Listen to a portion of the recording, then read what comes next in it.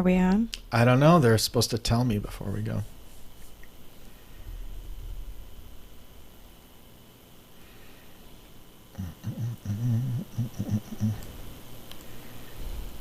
Richard, you still there? Yeah, I'm still here. See how easy a podcast video show is? It's simple. Right. Everybody should be doing it. Right. I'll leave it to the professionals. Well, it ain't us. And we've been doing this a long time, and this is what happens on the regular. Are we ready? Hey, you guys, I could use Richard to be louder in my ears too. Can we just start though? We're ready now. Okay. Helen says we're ready. Okay. Hey, ready. Instagram. Give me a countdown, please, so I don't, like pick my nose or anything, or I don't know. How's my hair look? Awful. You need a haircut. Oh, God. I need color. I would have done it yesterday.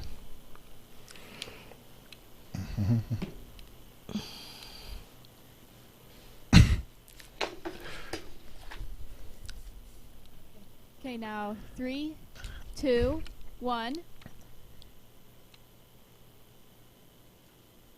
Go ahead. Welcome to the Curly Hair Q&A show. I am your host, Ken Nickels, and I'm here with Melanie Nickels. She is the founder of the Raw Hair Organic Salon in beautiful Naples, Florida. It's one of the top curly hair salons in the country, and Melanie is one of the top curl and color experts anywhere in the world. She is also the founder of the Raw Curls brand of natural and organic curly hair products. And this is the 2019 award-winning podcast. You may be watching this as a video show streaming, and this is show number 151 if you've been counting. No, it's not. It's 152. I'm like, I don't think you changed that from last week. No, I noticed that, and I asked Lionel. We're probably at 200. Lionel, that's your job for now on. Oh, now I got my ear back. Wow, please don't scream. I was, because I had to scream to hear myself. Wow. Lionel, that's your new responsibility, is to make sure the numbers change every week. Anyway, thank you. I now have sound in both my ears. Anyway, I have no more hearing in my ears because Ken was screaming. We're working through technicalities, but everything's really good right now. So anyway, this is show number 152 if you've been following along. And as I said, it's 2019 award-winning podcast. Tonight, you can watch us live streaming on a number of different channels. The Curly Hair Q&A Show YouTube channel, and on Facebook on the Curly Girls support group, the Diva Curl user support group, the Curly Hair Q&A Show Facebook page, I believe. And we are also live streaming on Instagram at the Curly Hair Q&A Show Instagram. They're on their own feed. Hi. Hey. Hey guys. They get to see all the all the fun stuff beforehand. Yeah, but we're here and we're live. So anyway, so thanks for joining us tonight. Oh boy. So how's your week been, Melanie? Crazy as usual. Crazy as usual. I think I worked my longest day ever, 15 hours behind the chair from 8:30 until 11:30. That's a long day. Yeah, that was a long day. That was just behind the chair. Then I kind of cleaned up. I didn't do my full closeout and went home. But yeah, that was interesting. Good, wonderful. Do you have a fun fact for us this evening? I got my hair cut. You did? I got my hair cut and colored last week. I didn't have time to do it before the show, but so now you can see it. And actually, I'm on day 4, so I wanted to show people what day 4 curls can look like. I actually did nothing to my hair today after I slept on it. Then I went and got a massage at the chiropractor for my back again. So it was in a braid. And then I came home with the intention of washing it, and I just didn't have time. I was running behind because of squeezing that in. And so I took it down from the braid, and I'm like, it still looks good. So this is day 4 curls. Looks good. So I wanted to show you what that looks like, and it doesn't look frizzy. I mean, my curls are looser, but definitely still wearable. So when a curl specialist needs her curls cut, where does she go? Where'd you go? Julie did it at my own salon, yeah. So I did her hair and she did mine. So yeah, we cut off 3 inches. Wow, that's a lot. Yeah. feels really short. I'm like a client now. I feel like I have really short hair. Oh, so now are you going to complain? Call back and No, complain? I'm not going to complain. It grows fast. Right. It sure does. Oh, I love it. It looks great. We've got a guest this evening, but before we introduce and bring on the guest, I want to talk about something that we've put off the last 2 weeks. And this was a discussion that came up about the O&M hair color line. And it was a question that came up in the show, and I had mentioned that I occasionally get my grays touched up, and Which you need right now. I need right now. Thank God for these. You can see those headphones. whites shining behind your headphones. Thank God for these headphones. But I had mentioned that that there's product for men and whatever, and you had mentioned that there's an O&M product for men as well. And you said, you know what, I'm going to bring a tube and talk about it. And then last week we didn't get to it because we had a guest again, another guest, Aaron Schmucker from Canada. And as it goes usually with most of our guests, we get lots of questions, and it went long, so we didn't get to talk about it. And then I thought the week before we didn't get to talk about it. So why don't you tell us what this tube is? For those of you who are listening on podcast, you can't see it, but Melanie's got a tube of what appears to be color in a box. Do you want to tell us about this? Yeah, and I actually pulled it up online to get some more information because, like I said, this is not a line that I use on a regular basis. So I had, they had an online webinar training. Actually, that's where I sat through it. And so that was kind of a while ago. And anyway, I wanted to have accurate information, so I pulled it up on my phone so that we can talk about it. But it's actually called O&M Q color. So I was, remember you asked me what it's called. To me, it looks like an O or a 0, but it's an actual Q. So for quick. So let me read a little bit about what is said about this. So this is a quick gel-based color, so that's interesting too. We had talked about it being a little runny because it's a liquid developer that goes along with it. So with the gel and the liquid, it becomes quite liquidy. It's filled with amino acids and anti-aging properties. There's 4 shades, it says currently. And it develops and can effectively cover gray in under 10 minutes, which I did talk about. So I think I left yours on 10 minutes. You did. The last time I got my hair colored, which would have been 3 or 4 weeks ago, Melanie used this on me, which is not typically what she uses on me. And that's why we were going to talk about it. And so tell me, what do you think about the coverage and the length of coverage and what you get with this on, say, me, where I'm just literally covering like straight grays? Yeah. So, well, what I typically try to do with men's hair color is more of a gray blending, unless they specifically want complete coverage. This line has levels 4 through 7 in just natural, so brown to natural blonde, and a 15 level developer, volume developer. So you can achieve, depending on how long you process it for, you can achieve nice coverage, which we did. I left it on 10 minutes, and it's a very, I would say, like heavy deposit color, so that it does give you that coverage very quickly. It is ammonia free. It is PPD free, resorcinol free, gluten free. And they have a bunch of things listed here: taurine, certified macadamia oil. Well, I know one thing it's not oil. free of. Staining. Stain free. So that's the one thing that I was going to say. It does cover good. Oh, yeah. Yeah, but it does leave a stain behind Oh, yeah. because it's very, to me, heavily pigmented, and that's how it's able to deposit color so quickly. So there's pros and cons, of course, like any color line. It's going to be, gentle. It's non-toxic, I consider it. It works quickly, but it's a little difficult to work with because of the consistency, and the stain is not great for men. And I don't know. We have really good skin protectants and color removers for the skin. And I mean, you had staining for a couple of days. I went to the gym for 2 days, and I go early in the morning. Luckily, there's not a ton of people, but I'm literally looking at myself in the mirror, and I'm like, I'm so embarrassed. Yeah. It was significant. So coverage is little. good, but it leaves too much evidence behind for Yeah. men. You know, they would be self-conscious about that. They typically want color that people don't realize that they have color Yeah. in their hair. Yeah. So Which I think for me, for the color was fine, but the staining was the issue. color was okay too. It was a little bit. This is a little bit warmer than what I usually put a straight ash on you, which typically, because again, I'm not going for full coverage. I'm going for more of a blending, and you don't have that option. These are supposed to be cooler neutrals, but it's still a little bit warm for me as far as your hair color goes. I would prefer a little more ash to it. So here we go. Is it thumbs up or thumbs down from Melanie? For me, I'm not using it. Not using it. Okay. I'm not saying it's a bad color. I get it. It's a good color, but I am not choosing to use it. There's other options that I prefer. I get it. I get it. Sorry, O&M. So there you go.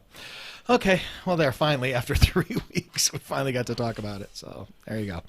All right. Okay. Let's get to our guest. We have another Okay. guest this evening. Tonight, we have Mr. Richard Kinzle. He's from the Curl Sanctuary in Melbourne, Florida. He's been doing curly hair as a curl specialist for 6 years, and he's here to answer your questions tonight live. And hi, Richard. Are you with us? Yes, I am. Hello. Okay, great, wonderful. Well, Hey, Richard. can you hear Melanie too? Yes, I can hear you both. Oh, okay, great. Okay, well, welcome, Richard. Thanks for coming on. I really appreciate you coming on and joining us tonight for Q&A. And I'm going to let you tell us a bit about yourself. Tell us about, tell us how you started doing curly or started doing hair in general, and tell us how you ended up at the Curl Sanctuary, and tell us a bit about what you do, your training, and just give us the rundown so we all know who Richard is. Oh goodness. No, You live with yourself every day, so tell us. I'm originally from Missouri. I went into the military straight out of high school, and after I got out of the military, tried out the admin positions of work, staying behind a desk. But I, being a ADHD person, being behind a desk was not something that was going to work for me. So after several failed attempts, I got into hair. You just out of the blue decided I'm going to go to beauty school, or how did that work? Well, to be very honest, I actually made a bunch of really bad choices, and basically it was a hot summer day, and I didn't have a home and lost 2 cars, and was like, okay, so how are you gonna get your life back together? And I always enjoyed watching the show, The Swan and Extreme Makeover, Beauty Edition, and all those shows, and so I was like, let's check out hair. Cool. So I went to the school, and within the first day, I just knew that was where home was from now on. Wow. Awesome. And then moved on to continue doing hair for a while. Basically got into curly hair because I kept on getting a lot of calls for diva cuts, and my response was always, I don't know what a diva cut is. I have no idea. I don't use the word diva. I don't know what you're talking about. So finally I decided to look into it and see kind of what it was that I was turning away. Went to New York for my training, and my model at the time, she was an Ethiopian girl with a head full of hair, and she had me cut it very, very, very short. And emotionally afterwards, she was very emotional about it and just kind of told me her story about how she was having it cut short so that she could wear wigs because she just didn't think her hair was that good. And it opened my eyes to what we were saying to our clients as an industry. People call us and say, hey, our haircut is off a little bit. And the first thing that we would say is, well, did you blow it out? And you can't wear it natural. Your hair's not like that. And we're literally telling people that, they're not good enough to be themselves. So as they say, you have to be the change.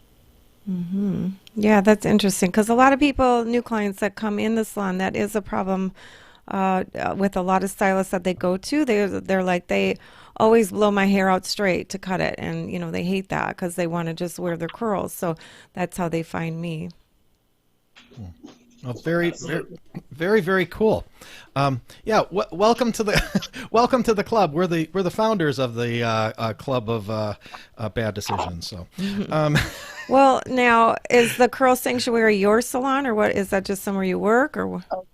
No, that's my partner and I salon. So we moved to Melbourne about 3 years ago, 2.5, 3 years ago, and we moved here with the intention of addressing curly hair needs. We had originally came from DC, where we both were working on curly hair, and coming to this area, we had worked at another salon for a couple of years and decided to take kind of what we felt we knew and make it a home for curly hair people to know that it's just a safe place to go where they can get their services and really learn about the care of their hair versus just a result. Cool. Very And cool. from your picture, it looks like you have curly hair as well. Yes. Yes. I learned that I did by practicing what I preached. Very good. There you go. So how are things going at the Curl Sanctuary for the last 3 years? Things going good, growing, taking on new clients?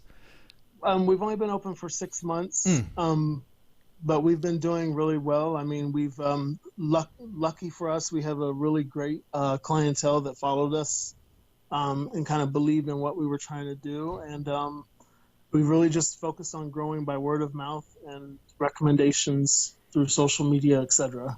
Great. They followed you from DC? No. We worked when we moved to this area. We started at another salon. Oh. We worked there for about 2 years, and then just the difference of opinions I see. to direction to go, and we decided to take our direction on our own. Very, very, very cool. Are you guys taking on new clients, new curly clients? I guess yes, we are. Okay, great. Yes. At the end of the show, I'll make sure and I'll get all your information. I'll let you plug it and all, and then we'll put in the comment section. We'll make sure we put a posting on there so your web address and phone number and all that stuff's on there. So yeah, they're taking new clients because I got that question already today. Almost every single guest we get, whenever I post for questions, you got questions for this guy, whatever. I always get somebody, at least one person that'll say, are they taking new clients? Last week it was, can you get me in next Tuesday? Well, that's a different right. question, but it's such a weird question to ask if you're taking new clients. We had that conversation with my mentor on Sunday, who's Yeah, been we doing went hair out to- over 55 years. Yeah, he's a U.S. national hairdressing champion and a British national hairdressing champion, kind of retired guy, and we went out to breakfast yesterday morning. That's a fun fact. That's the Yeah. first time I went out for breakfast ever. It's the first time she ever went out to breakfast. But we had this, they owned a very large salon, one that's been in Vogue and all these big magazines before they retired, husband and wife. And we actually had this conversation, and he's beside himself that people would actually say, I'm not taking new clients. That was a really interesting discussion. Yeah. Well, it's a really bad business decision, for people to say that, because we were talking about, you cycle through clients no matter if you think you're going to have a People lifetime, move, people die, client. people get married. They get bored even, get they bored. just, they just want something to try something fresh and new. I've literally had clients come to me and say, I don't stay with anybody, more than 5 years. But I've also had people stay with me longer than they ever have with anyone else. So that's cool. But eventually they decide to, maybe move on, and they say they'll come back, But it's just, there's always a transition. So you can't get to this point of saying, I'm not taking new clients. You're really, that's just a bad business decision. Yeah. Because they always, you always want to be cycling in new clients. And plus, new clients are excited, and they draw other new clients and other business. And people, such a hot topic in the industry too is about prices and how to raise them and what to do. Well, that's a perfect way, because a lot of times, you kind of feel guilty with the people you've been doing for a long time. You feel bad because you become friendly. They're like family. And, but you have to make a cost, your cost of living. So, but it's easier when you have new people coming in to, have the new pricing. So, that's another way to deal with that situation. Yeah. Well, good. Then we'll get that information out there from you at the end. So, all right, Richard. So, if you've watched this show before enough, you know how it goes. Is when we do Q&A like this, whether you're a guest or Melanie herself, I pull the questions offline and from my email and my messages and all this other stuff, and we don't review them. So nobody gets reviewed stuff. There's no gotcha questions or anything. And if I see one, I catch it before I give it to you. But it's all random questions from curly girls everywhere. So be ready. We're ready. Okay. All right. Actually, this first question, we're going to get into these, and this first question is actually titled for both of you. So, Richard, I'll let you answer it first, and then Melanie, you can throw in whatever you want. All right. Richard or Melanie? Oh, it didn't say Richard and, but whatever. We'll do. Both of you guys can answer this. Richard or Melanie, have you ever permed curly hair that was different curl patterns on different areas of the head? This is not an uncommon question, believe it or not. I want more consistent curls, and I'm not sure how else to get them. I'll bet you in the last 6 months we've had this question 6 times. So, what are your thoughts on perming curly hair to get a consistent curl pattern? For me personally, I've not had to do it. It's not something that I'm against. I feel like sometimes there's a need for things outside of the box. But I feel like also if we learn to just accept what our curls are and just acknowledge the fact that none of them are going to be alike. Oftentimes, if you go to somebody who knows how to handle the cutting of those curls, they can incorporate them so that it looks cohesive with the overall picture.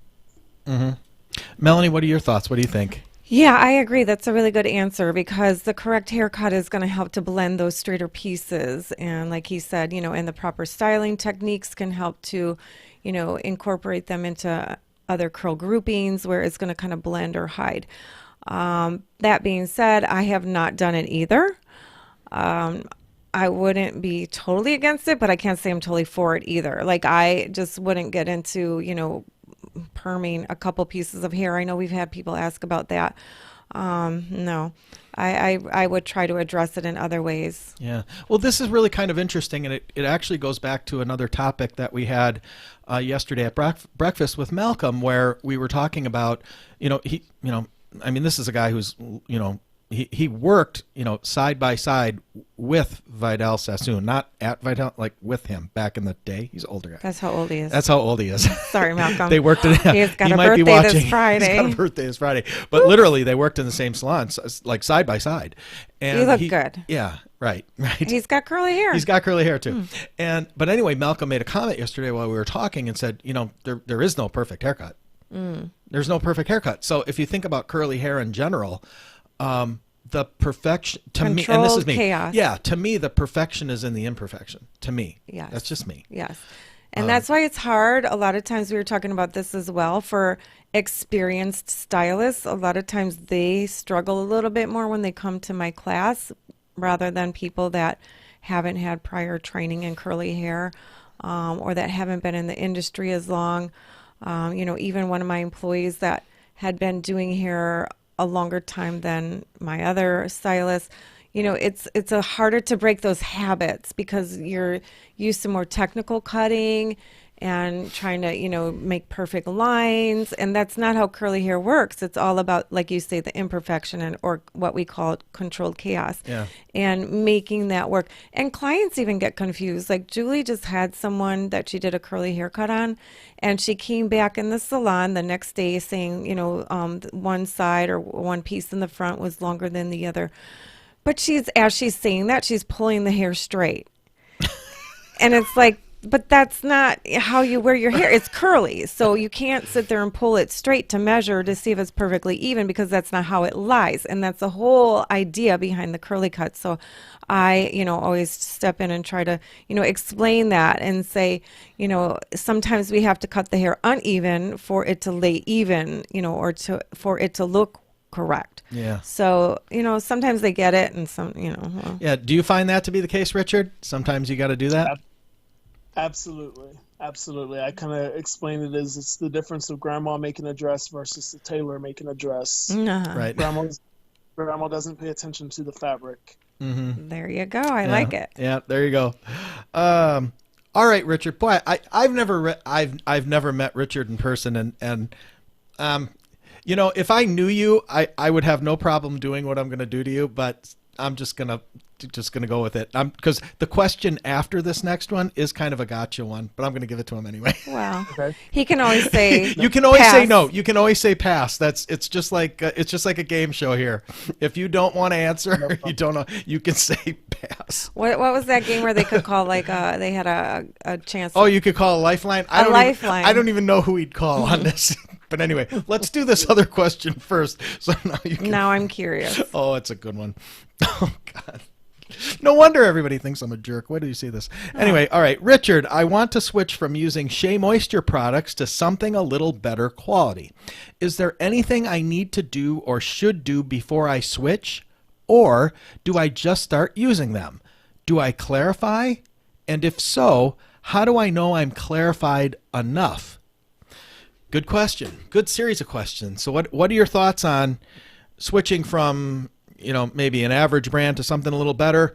How do you go about it? How do you tell a client to go about that switch to get the best results? I think for any product, not just Shea Moisture, I think for any product, if you're going to change and try a different line, it's important to detox the hair in some manner. Obviously, depending on what the product you're switching from would determine the to the extent of that detox. So you could go with something very simple, or we could go with something a little bit more strength. So start with a clean slate is pretty much your thought. Absolutely. I don't think you can give any product a fair chance unless you're starting out on a clean canvas. Mm-hmm. Richard, we see that so much around here, and we've really struggled with trying to figure out how to get customers, like of our product line, how to get customers to understand that before they buy or before they start using it. Because I mean, we can make videos and we could do all this stuff, but if the people don't watch them or learn it or know it, they don't do it. And then, and this is what happens, just like you said. I mean, it's, you don't know. I mean, one clarifying wash might be enough. Might take way more. I mean, we had a discussion with somebody that was at our academy from California, who said, she's had people in her chair detoxing them for what, 2 hours, did she say? Oh yeah, I don't know. A ton. That's crazy. But it's true, because it depends. If I've seen where they have the waxy white buildup on their hair, and doing one clarifying treatment doesn't completely remove it. So that's one way that you can actually see it or feel it. But just switching from one basic line to another, again, if you don't have all that buildup, which you clearly see, because a lot of times people will mistake it for dandruff or dry scalp. Yeah. Or these white flakes. They'll in see this white product. flakes, Yeah. exactly.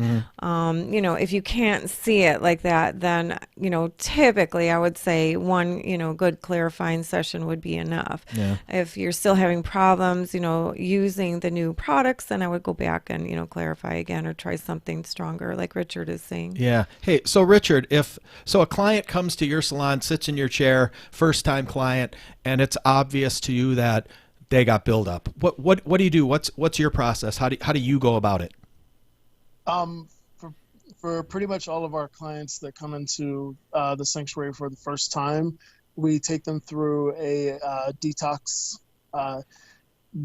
Depending on what their prior product was, if they refer to a line that we have learned to be more of a clean line, then we will tend to be a little bit more forgiving of that detox. But if majority of the clients, I would say probably 80 to 85% of the clients are coming in the first time looking for something new, looking for a solution. Yeah. So we usually take them through some type of oil pull detox. We have a camera, so we check the scalp and make sure if there's buildup on the scalp. We'll go ahead and take them through a detox on the scalp as well, just to kind of clean everything and set them up for their new system. Okay. How much time do you book for new clients like that? For our new clients, we book them for 2 hours, and we request that they plan on being with us for about 2.5 hours, depending on the hair, just for drying. Yeah. Here, I'm going to ask you a question that we hear all the time Sure. from. Oh, I'm sorry. I didn't mean to interrupt you. Go on. No, you're okay. You're okay. I was just going to say, if the detox is added on there, we'll add another 30 minutes. Yeah. But usually that's all of our assistants and everything are trained for the detox. Okay, I see. Okay. Okay. Well, I'm going to expand a little bit on this and with this person's question. So how God, I want to I'm trying to read into what this person is asking, but so the scalp, so detoxing the scalp, how do you know when there's buildup on the actual scalp, and how do you know when it's off? How do you know that you got it? Well, I mean, there's a few different ways that you could check. Again, it depends on what kind of buildup we have. I mean, if obviously with a cleaner product line, we may not be able to see that as easily or feel that. But I always kind of say, number one, the scratch test. If somebody's scratching their hair and they pull their hands away, if there's stuff underneath their fingernails, that means there's something building up on their scalp that they need to get off. Whether it's oil or product buildup, it needs to get off so that the follicles can get that oxygen. Ew, that's gross. So do you have them scratch their head and check their nails? No. I don't have them do it for me. I just say, in the sense of, if you've ever scratched your hair and you see that you get that dirtiness under your nails, that is a sign. I could probably do it right now. I'm sure I've got buildup. Day 4 for sure. Dead skin cells. Here, well, I have a fun fact. So I was a single guy for a long time, and I didn't date a hairdresser until I was in my 30s, and I didn't know a whole lot about hair products, but I really liked my hair. So I used to buy this stuff for $1.99 at Walgreens called Cholesterol, and it was a conditioner. It made my hair really soft. Yeah. But I could literally, after a while, and you know who pointed it out? Melanie Maria? Melanie and I have a hairdresser friend who's a mutual friend that we didn't know was our mutual friend, who did my hair, and she would comment on it all the time. She's like, "What the hell is this?" I could literally take my fingernail and scrape it across my scalp and bring out like wads of it. Ew. It was I had no idea. That's disgusting. No idea. It would We use that on mannequins. in the winter. It would bleed. Ew. I know it was gross. I was single. I didn't know. Anyway, there's a fun fact. Okay, Gross. so now I'm going to ask you the kind of the loaded question that comes up in the curly He hair didn't groups. finish. He just talked about one. He talked about the scratch test. He Oh, had okay. more. Go ahead. Well, no, in the salon itself, we would just we use a camera, so we would pull up our camera and look at the scalp that way to see if we see any waxy dandruff or dry dandruff or anything of the sort that would make us lead us to believe that there would be buildup. Are you using a You're trichoscope? talking- yeah. Is that what it's called? Yeah, we use it's similar to one. It's a magnifying camera. Yeah, those. I have a trichoscope, and it is amazing. But when someone has the buildup or dry scalp, it looks like chunks of ice. It's very Yes. white flakes. Yeah, it's crazy underneath the camera. But and here's the thing, though. Like, looking under the trichoscope, you're gonna see it's super duper magnified. Everybody has, like he's talking about, unless you wash your hair every day, and you're using clean products, you have buildup. And that's why we've talked about when we had Deshawn on the show and hair loss. You Excellent. do need to clarify or exfoliate at some point, wash for sure. Because we get that, like he's talking about, we get just natural oils and natural dead skin cells that build up. So it needs to be, washed away. Absolutely. Yeah. Well, so I'm going to finish this up with the loaded question that we see all the time in all the different curly hair groups online is when people are excited as can be because they're going for their first curly cut. And their question is, I'm so excited I go in on Saturday. And they ask the group the loaded question, how should I go in? So How do you, Richard, like your clients to come in? Freshly washed with products styled, or or curls in their natural state, or do you not care how they come in? So I am, listen, in order to grow, we must learn. And sometimes I have to learn from myself. I'm kind of a little bit harder than some. I ask that they have their hair freshly cleansed, detangled, and no product other than conditioner left in their hair. Especially if, and I put a disclaimer on mine that if they use the Shea Moisture line, that they need to try to stay off of it for a couple of weeks before coming in. I'm very honest. I'm very, very honest with my clients. If they come in and their hair's tied up in a bun, I am known as the person that will send you home and apologize that I had to cancel your appointment. But in order for me to give you your best work, I have to have the best canvas. He's like the stylist from Will and Grace. Yeah. I'm not feeling it today. Right. You're fired. I try not to be like that, but I do genuinely believe that we as curl specialists, we're still trying to learn we're still trying to earn our space. And in order to be taken seriously in that, we have to put out a professional stance. And, we have to see the natural health of the hair to actually help them with it. Now, and I agree.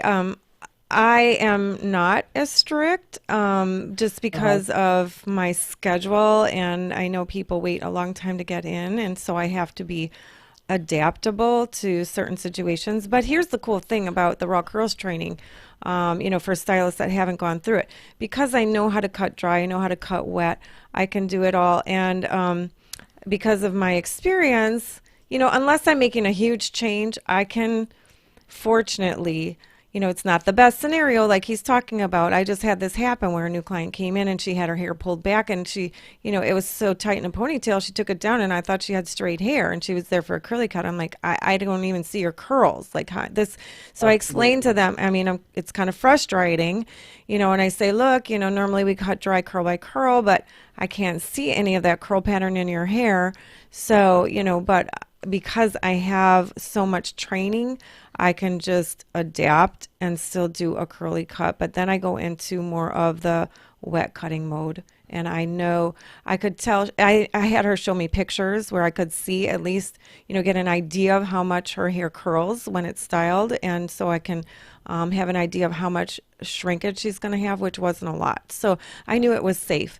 And I could make an educated decision of, where to cut the length and how to get, into the rest of the curly cut and have to skip the curl by curl cutting, but it came out great. She was happy. But yeah, that's, one of the benefits of, the doing training. that. Yeah. Well, that's really interesting. I learned something today because I didn't know that, Melanie, because I've heard Melanie say a million times that, that she doesn't care how you show up. And I just always thought, because you've always said that so nonchalantly, I always thought it's just because the way you book so solidly, because her days are, she books everybody in so tight that I just thought that you just fit them in however they show up, and that's it, not all. You just expect to be, busy. I didn't know that. No, we our receptionist, when they book the appointment, if it's a new curly cut, they explain to them that we want them to come with freshly, with washed and styled hair.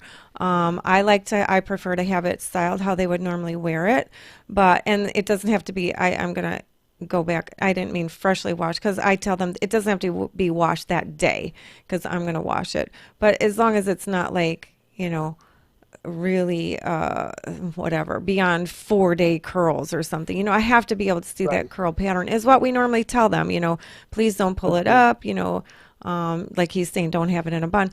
But sometimes they just, I don't know, it goes in one ear and out the other. They don't listen. They didn't hear that. Maybe the receptionist forgot to tell them.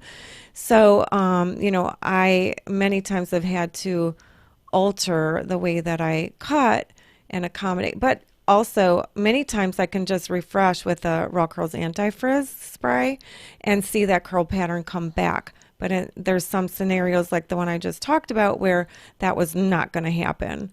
So I just had to make a decision and go with it. And I was able to still do a great curly cut on her, but it was just modified. Yeah. Hey, Richard, have you found any ways to, I guess, avoid that kind of situation of not getting a client to come in the way you don't want them? We really don't have that issue anymore. With our confirmations, in our confirmation text as well as our email, there's a little paragraph that explains how to show up. And then, as I was saying in the very beginning, you have to learn from yourself sometimes. I have learned to get a little bit more lenient, especially now that we've opened up as a standing, as our own business. Mm-hmm.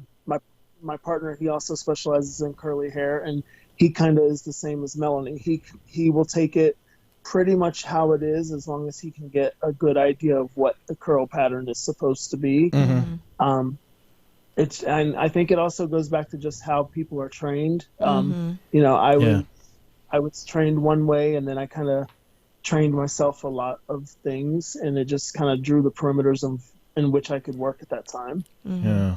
Well, but I always recommend, you have to be able to do your best work, and I would, it is honorable that you would, address that with somebody and have them, leave and come back, because, and I think people would appreciate that. I know I would with a doctor. It's like, if you don't really know what you're doing, or, you're not sure about something, let's not just guess, and, be honest about it. So I think people can appreciate that. Yeah. Hey, Richard, I'm going to ask you, before I ask you this next question, I'm going to ask you a little bit of a pre-question that I probably should have asked this at the beginning when you were giving me your bio. I know that that you're quite a bit into education, like we are. So tell us what your training is. I know you've had Diva trainings. You're a Diva stylist. What else have you been doing? What else have you been looking into? What else, what have you been doing? As far as curly hair goes, Diva Curl has been my main training as far as certification go. Mm-hmm. Everything else outside of that, I've just done a lot of research. I follow a lot of different curly hair specialists that I respect, mm-hmm. and just kind of learning from them. When I have questions, I think I have a good support system of social media curl specialists who Sure. I've been able to reach out to them and kind of ask them directly. Yeah. Also, just as you know, we've just recently, with opening a salon, we've started trying to just host education within our own area that mm-hmm. we're able to take advantage of and learn from. I think even with straight hair, sometimes still learning those classes and learning how to adapt them or apply them towards curly hair is still something that kind of feeds that end as well. Yeah. Interesting. All right. Here's your gotcha question, and you can plead the fifth at the end. Oh, I was wondering, because I thought you said after, and I was like, that wasn't a gotcha question. This one. Okay. All right. Richard. Sure. As a Diva stylist and salon owner, what are your thoughts on the Curl Ninja / Diva Curl hair loss claims? Do you believe them to be true? Or do you think they are made up or exaggerated? I'm really torn because I love Diva Curl products and got a bunch of liter bottles from my mother-in-law for Christmas. That's one hell of a mother-in-law. Keep her. But at the same time... Maybe not. Well, Maybe yeah, not. especially at the end of the sentence. But at the same time, I don't want my hair falling out. Yeah. What are your thoughts? Okay, so this... He's pleading the fifth. No, actually, I'm not, because I honestly, I didn't really have much knowledge of the Curl Ninja until the whole Diva Curl hair loss thing came up. I didn't either. Yeah, and I don't say that in a bad or good way. I don't either. Yeah. And honestly, I watched about 2, maybe 3 videos of her. And followed her, and then unfollowed her after those 3 videos, and realized that I didn't really care. And I don't mean that in such a harsh way, but I don't care. I like to establish my opinion based on my own knowledge and my own learning and my own opinions. And so for Diva Curl, for me, what I think for a person looking at it is you have to be aware of your hair at the end of the day, and the health of the hair is the thing that matters most. And for me, it's hard to trust any company that is putting out products that they basically they're acknowledging that there's a buildup issue within their product by telling you to use a product every 2 weeks to remove all that buildup. In my personal opinion, a good product, you should not have to detox or clarify out of your scalp every 2 weeks. That just seems a bit excessive for me. And I don't mean this in a bashing way, and I know, Richard, if you knew how much heat I took on this subject, I mean, a couple of months ago, Richard, Melanie and I did a show on this, and it wasn't a whole show, but it was a question that came up, and we did probably a 15-20 minute segment on it, and and the conclusion was I said, I'm like, look, because we do this, and obviously because we make products, people thought we had the answer, right, and that we were going to, and I said, I'm like, I don't know. So if I'm in this business, we own a salon, Melanie's behind the chair, we make products, my hands are, manufacturing stuff every day. And if I'm standing up and telling you, hey, look, I don't know. I'm not going to bash you and tell you she's wrong. I'm not going to not bash her and tell you she's right. I'm like, I don't know. So for anybody else to stand up and say they do know, that's not a practitioner in this business. I felt it's irresponsible. It's Absolutely. so I'm with you, man. I'm really glad to hear the way you answered that question. Yeah, that was good. Yeah, it's really weird. I can tell you this. I've had some clients that have had hair loss from Diva products, but I have clients that use them and they're just fine. So again, there's so many factors that go into hair loss, and really knowing what's causing it takes a whole lot more, digging. But it is, then they come out with, products, the build-up busters and things like that. That's interesting, So I'm not sure. But yeah, I mean, I have clients that have used those products for a long time and their hair is fine. Yeah, I mean, I don't know. And I had people, I saw them in other groups, because what happens is that I'm not everywhere, but there's enough people that, are sending me private messages all day, every day. Hey, did you see this post? Did you see this? And there are so many people that said, Ken and Melanie won't say this because they're friends with Sherry. And I'm like, trust me, Sherry doesn't give a crap what we say. Mm-hmm. We know her well enough that she doesn't care. She doesn't. And so it had nothing to do with that. It was, legit. It's just we don't confusing. know. It's hard. We don't know. I'm not going to say something unless I really know. That's what I mean. Yeah. It's like I haven't had. It's not like all of my clients who have used Diva products, their hair all fell out. So I mean, that would be definitive, Yeah. But people forget that any product improperly used can cause hair loss. Mm-hmm. Correct. And at the end of the day, that's the fairest we can be as professionals towards any company. Mm-hmm. I agree. I agree. It's it's been a real interesting thing to see how people, react to us. And I really think, Melanie, I think really you and I in general, I think we really, we address that as professionally as we could. I really do. Maybe people were expecting, either 100%, support or 100%, attack and whatever. And I'm just like, I ain't doing that unless I know. I don't have enough proof either way. I don't have enough proof. Yeah. I don't know, but I do. But at the same time, being said, Richard, I don't have enough time to worry about it either, because I got enough going on with my own product line. Yeah. So right. However, Richard, the very first thing that you said and the last thing that you said, I literally, when we first started this show, the week that particular product you were alluding to came out, I said the exact same thing. Why'd you come out with a build-up buster? Mm-hmm. and you're telling people to use it once every 2 weeks. Why? Why? Good question, Yeah. right? Absolutely. Yeah. All right. Okay. Let's get into something a little bit lighter. All right. Okay. Richard, I'm in the Daytona Beach area, basically, and I'm dying to find a curl specialist. I've never had a curly cut before, but I have some questions. Do you do dry or wet cutting of curly hair? Do you cut curl by curl? How do I know what I should be looking for? I'm confused. I don't even know what questions to ask. Any help would be appreciated. This is a great series of questions, and this is Absolutely. a great series of questions. So I'm just going to let you have at it.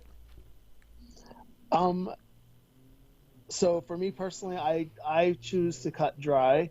There are times when I have had to cut wet due to just timing, or we learned during the haircut that maybe they blow dry their hair more frequently than not.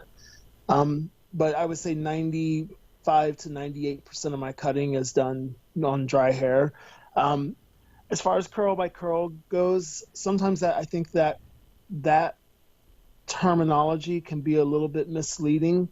Um, if your curls are not in the condition or health that they need to be in order to show that true definition, then sometimes we have to make exceptions to that rule. But again, when cutting, I would say that I would follow the rules of curl by curl cutting. And when the curls are defined enough to do so, I would follow that curl by curl. Um, as far as your questions go, I think that it's important to just have an open dialogue with your stylist or curl specialist that you're seeing. Um, a lot of times, being a specialist, as curl specialists, we don't have a plethora of examples, and so we've learned what questions we ask of you through the questions that you ask us. So just having that open dialogue and allowing your being honest and open with your specialist.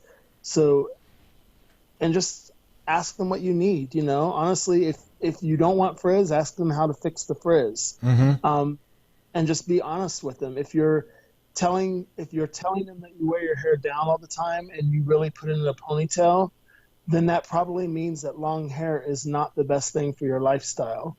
So just really communicate with them, and they'll ask the questions that you need. Yeah. Richard, do you offer free consultations ahead of time for new clients? Hey, hold on, Richard, hold on a second. Hey, Helen and Lionel, I'm kind of losing him. He's really tinny, really quiet in the background now. All of a sudden, yeah. Give it just a sec, Rick, while the techs work on it. No problem. Yeah, something's weird. Yeah, he all of a sudden got really quiet, you guys, and really tinny. Well, while they're working on that, I'm going to elaborate on that question of, because we kind of touched on this last week as well, but there is a problem going on with lots of imposters, so hairdressers are all seeing the popularity of the curly movement, and so now many are making false claims to be curly hair specialists. They all claim that they can cut curly hair. So one of the things, I always tell people to ask is, well, they're already in my chair, but you need to ask more questions. What kind of curly training did you have? Where did you get it? Who are you certified with? Those kinds of things, because if they're not, and about the dry cutting, but people will falsify about the dry cutting because they're just doing a dry haircut, a standard haircut on dry curly hair. Fix, guys. Okay. I couldn't agree with you more. That's actually that's why the Curl Sanctuary was opened up, was for that very reason. Okay. Can Yeah. Hey, it's still just give me 1 second. Hey, Helen and Lionel, can you guys listen on the broadcast and tell me on the broadcast if it's coming out clear and loud enough? And maybe it's on his end. Because maybe it's just on his end. If it's coming out fine on the broadcast, that's fine. Can you guys let me know on that? For a second. They're gonna check. Clear Just enough, guys. what's that? We got it. loud enough. Oh, okay. So it's just on our end that he's quiet. Okay. Okay. That's fine. So, but anyway, they need, people do need to be asking more questions and really being aware of that problem when they're, calling to book an appointment with a so-called curly-haired specialist. They would be listed on, the website with Diva, or, have a specific certificate, with one of the big names, Diva, Weedad, Curlisto, Raw Curls. There's a few others. Yeah. But if they ask more questions, like specifically, what techniques they use, and again, it will help to alleviate having a bad situation, bad haircut. Yeah. I think to elaborate on that too, and not to say that curl specialists don't do other hair, but I really do believe that, because sometimes just seeing what that stylist was finishing before you got into their chair can tell you a lot. If they were flat ironing and repeatedly flat ironing a client before you, then they may not be as invested in the curls as you would like them to be or need them to be. Yeah, absolutely. I got two more questions for you, Richard, tonight. Do you have time? Can you stay on for two more? Absolutely. Okay. Absolutely, no problem. Okay, great. I'm going to give you a short one, and then the other one's kind of a two-part, and it's longer, but it's a worthy question. So the short one here is, Richard, what products do you use to clarify hair that has buildup? For me personally, I use Anderson's Organic Beauty I use their harmonic healing oil to do what we call an oil pull detox. If we are cleaning the scalp, then I go with Oway Herbs and Clay Scalp Peel or Scalp Cleanser. And then sometimes for those clients that are just overall very sensitive to ingredients and really need to keep it to a simple base, then we may just use vitamin C powder as a standalone. I prefer not to use that, but sometimes we have to use it. Yeah. Do you use that vitamin C powder very often anymore, Melanie, or no? Mm-hmm. Do you? You still do? Mm-hmm. Okay, great. All right. Now this is a two-part question. It's a little bit lengthy, but I'll give it to you in sections here. Okay, Richard, I've been buying Luss products, and they seemed good at first, but now my curls are blah. Any thoughts why this would happen? Is it the weather? Could it be buildup? And how do I know the difference?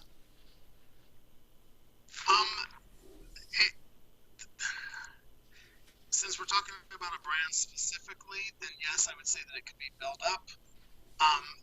Because there are synthetic ingredients that sometimes build up in the hair, even when a product is curly friendly or not.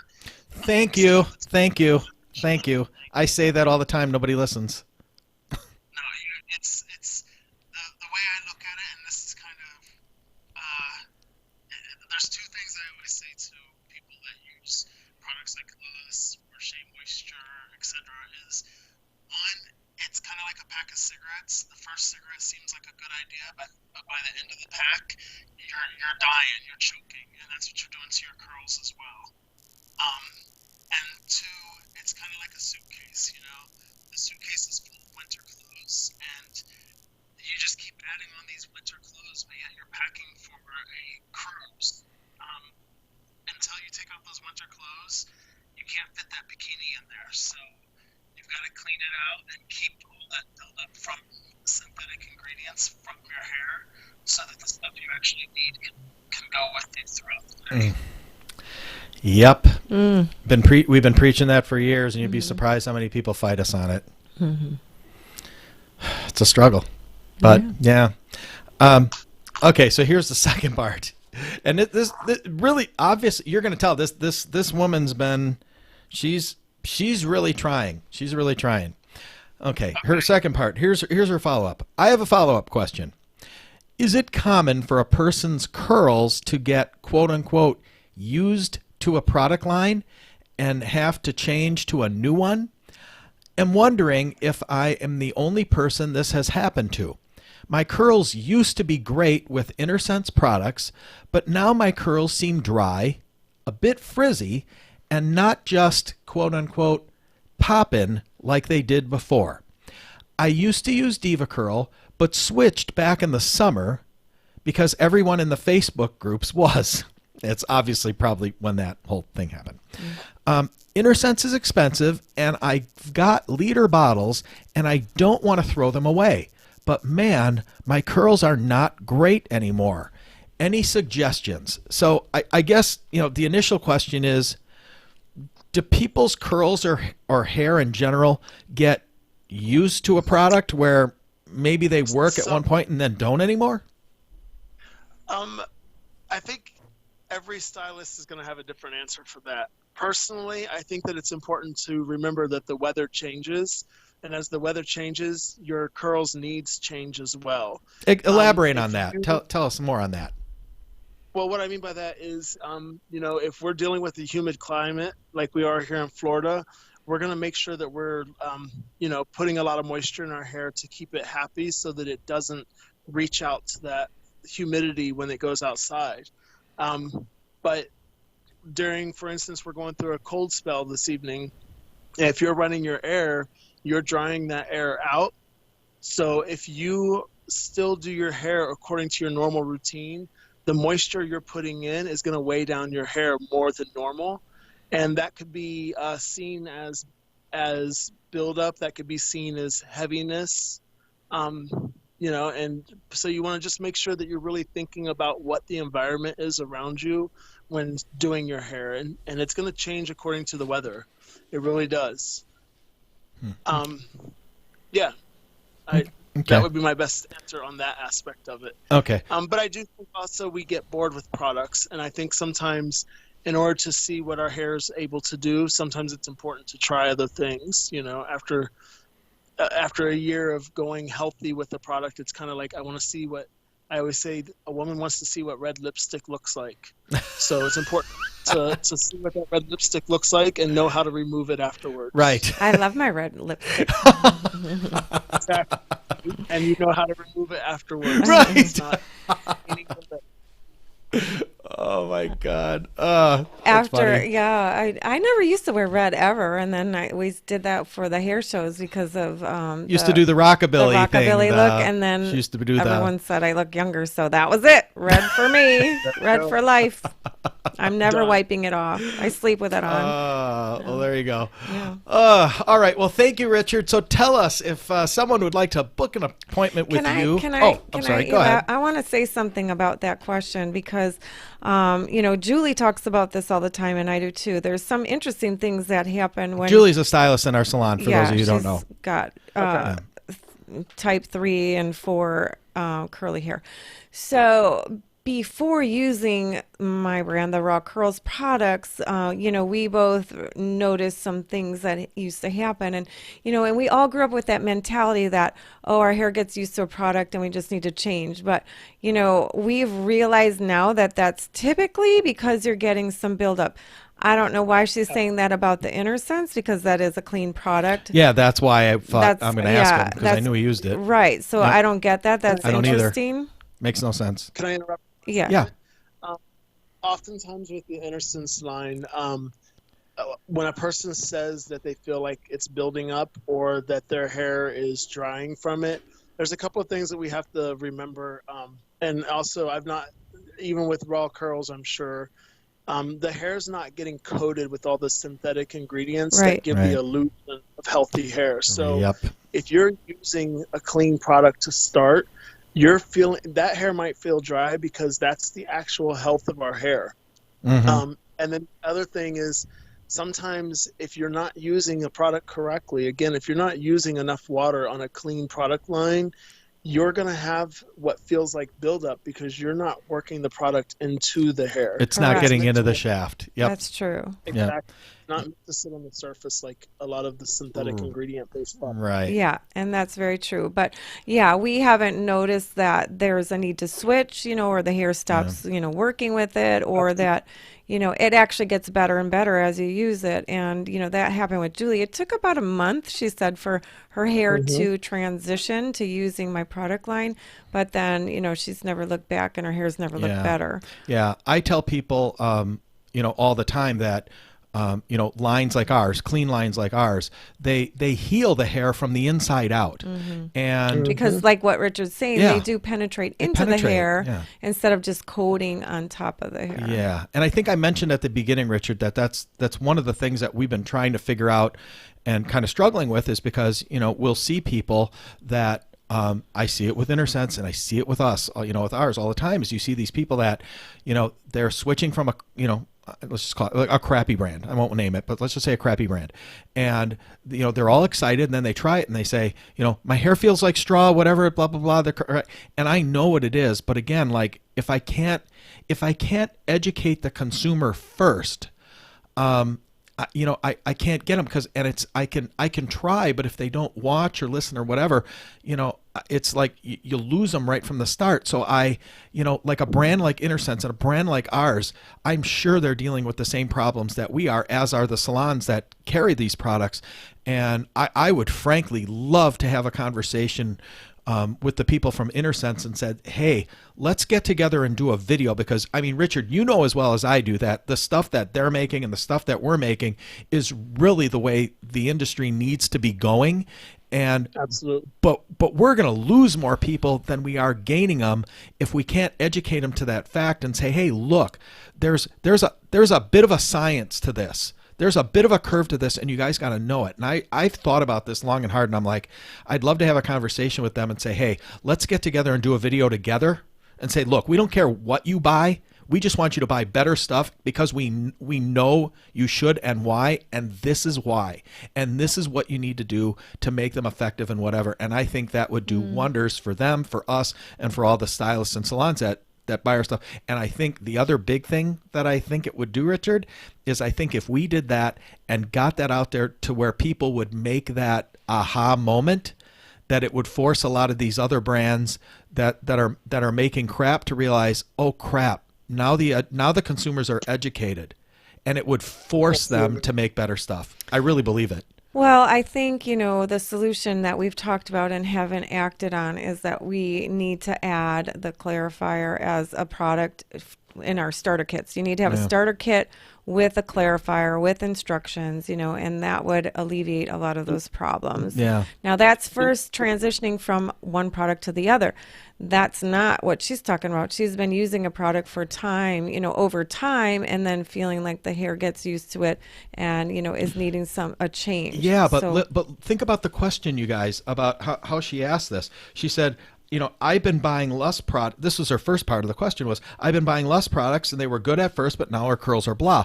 Okay, that's a prime example of what Richard was talking about, use them for a while and now they're starting to build up. So, now she's been an InnerSense person. Now she goes back to InnerSense. It's not penetrating. Right. She doesn't know why. Now her curls, she said they're dry, they're frizzy and whatever, and they're not popping. And it's exactly what the three of us are talking about. Yeah, the product's not able to penetrate and get into the hair to do, to perform the way that it's made to. Right. And unless somebody like us has a 5 or 10 minute conversation with her, she's never going to know. How do we get past this? Yeah, Richard, you and I and Melanie are going to have a conversation here in the next couple of months. We're going to tell you some stuff, and I think we got some ideas of how we can do this. Very well. Yeah, because that's absolutely needed.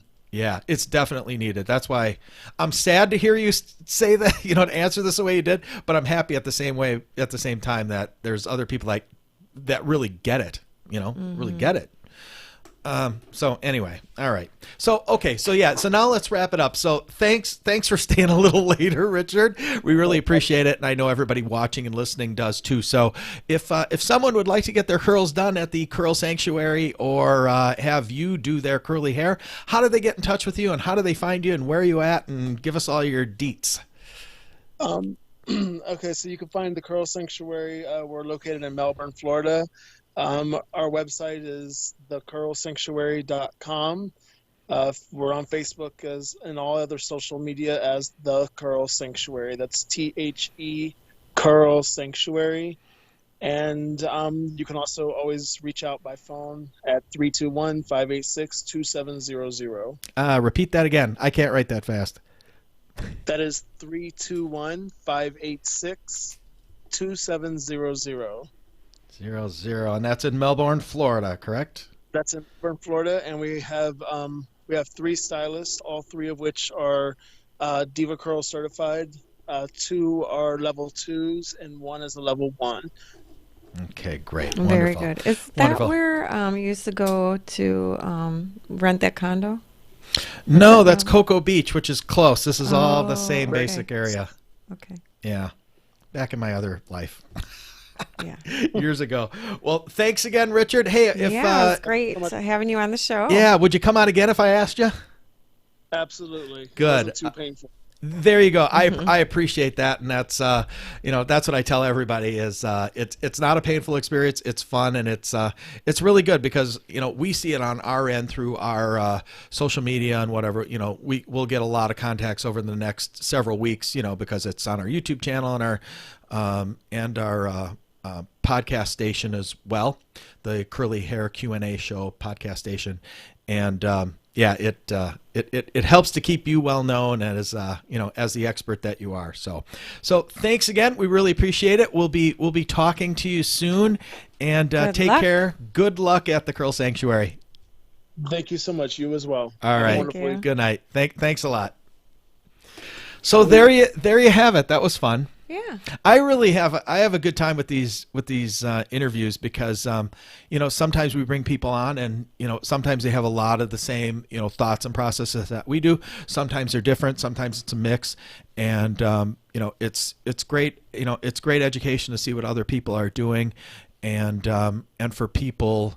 That's one of the biggest problems in the curl industry is that according to the latest Professional Beauty Association survey, there's about 51,000 people in this country with curly hair for every one trained stylist. And there's lots of stylists every single day there's lots of customers, curly girls and guys every single day who have no idea where there's a trained specialist in their area.